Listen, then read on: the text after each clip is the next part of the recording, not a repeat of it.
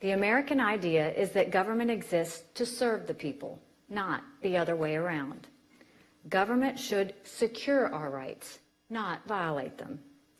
We continue striving to achieve this principle through self-government, using elections and the rule of law to hold our leaders accountable. The inherent dignity of the individual is not secured by words, but by actions. This is the standard by which we judge ourselves as a nation, and by which we invite others to judge us as well. It is this commitment to the equal worth of all human beings that leads the United States to support universal human rights. And of course, we are not alone. There are many other nations, both on the Council and off, that affirm universal human rights and act to protect and extend them. When the human rights has acted with clarity and integrity, it has advanced the cause of human rights. It has brought the names of prisoners of conscience to international prominence and given voice to the voiceless. At times, the Council has placed a spotlight on individual country violators and spurred action, including convening emergency sessions to address the war crimes being committed by the Assad regime in Syria. The Council's Commission of Inquiry on North Korea led to the Security Council action on human rights abuses there. The Council is at its best when it is calling out human rights violators and abuses and provoking positive action. It changes lives. It pushes back against the tide of cynicism that is building in our world. And it reassures us that it deserves our continued investment of time and treasure. But there is a truth that must be acknowledged by anyone who cares about human rights. When the Council fails to act properly, when it fails to act at all, it undermines its own credibility and the cause of human rights. It leaves the most vulnerable to suffer and die. It fuels the cynical belief that countries cannot put aside self-interest and cooperate on behalf of human dignity. It reinforces our growing suspicion that the Human Rights Council is not a good investment of our time, money, and national prestige. Tragically, we've been down this road before. In 2005, then Secretary General Kofi Annan disbanded the precursor to the Human Rights Council, the Human Rights Commission. He blamed what he called its credibility deficit. The description was well earned. Many of the world's worst human rights offenders were elected to the seats on the commission. They used those positions not to advance human rights, but to shield themselves from criticism or to criticize others. In short, the commission had lost the world's trust. It had stained and set back the cause of human rights. These problems were supposed to have been fixed when the new council was formed.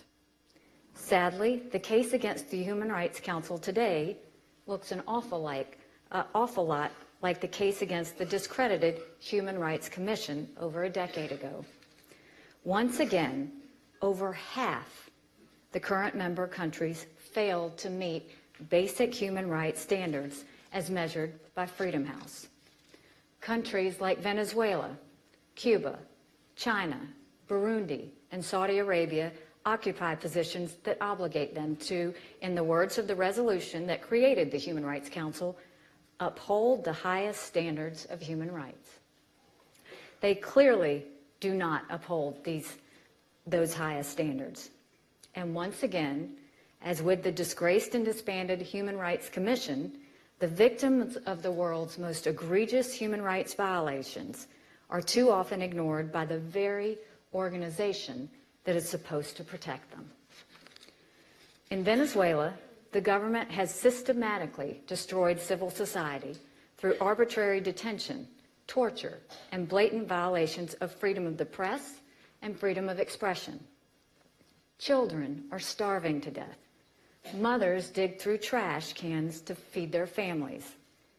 This is a crisis that has been 18 years in the making.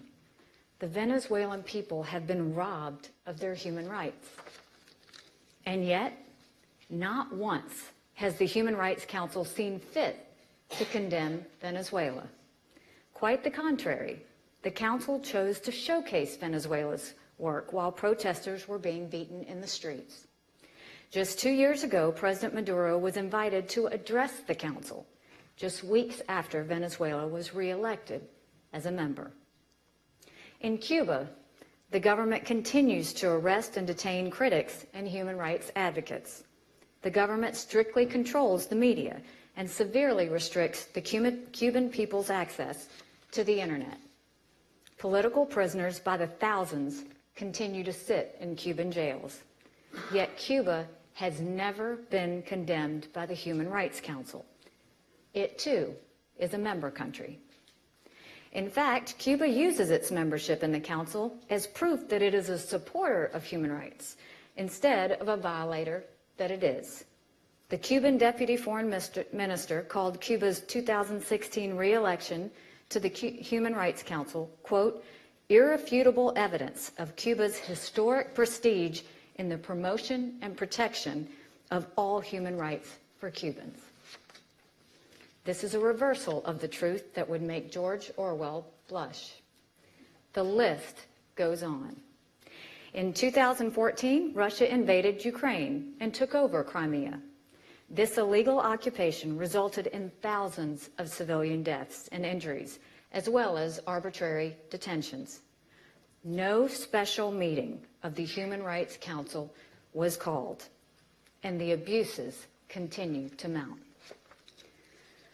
Robert Mugabe continues his decades-long campaign of repression in Zimbabwe. Nothing from Geneva. Instead, human rights violators, Iran, Venezuela, and North Korea took advantage of a council review to commend Mugabe's so-called promotion and protection of human rights. The Human Rights Council has been given a great responsibility. It has been charged with using the moral power of universal human rights to be the world's advocate for the most vulnerable among us. Judged by this basic standard, the Human Rights Council has failed. In case after case, it has been a forum for politics, hypocrisy, and evasion, not the forum for conscience that its founders envisioned. It has become a place for political manipulation rather than the promotion of universal values. Those who cannot defend themselves turn to this council for hope, but are too often disappointed by inaction. Once again, the world's foremost human rights body has tarnished the cause of human rights. The United Nations must now act to reclaim the legitimacy of universal human dignity. For all of us, this is an urgent ask. Human rights are central to the mission of the United Nations. Not only are they the right thing to do, they're the smart thing to do. I dedicated the U.S. presidency of the Security Council in April to making the connection between human rights and peace and security. This is a cause that is bigger than any one organization. If the Human Rights Council is going to be an organization we entrust to protect and promote human rights, it must change. If it fails to change, then we must pursue the advancement of human rights outside of the Council. America does not seek to leave the Human Rights Council. We seek to reestablish the Council's legitimacy.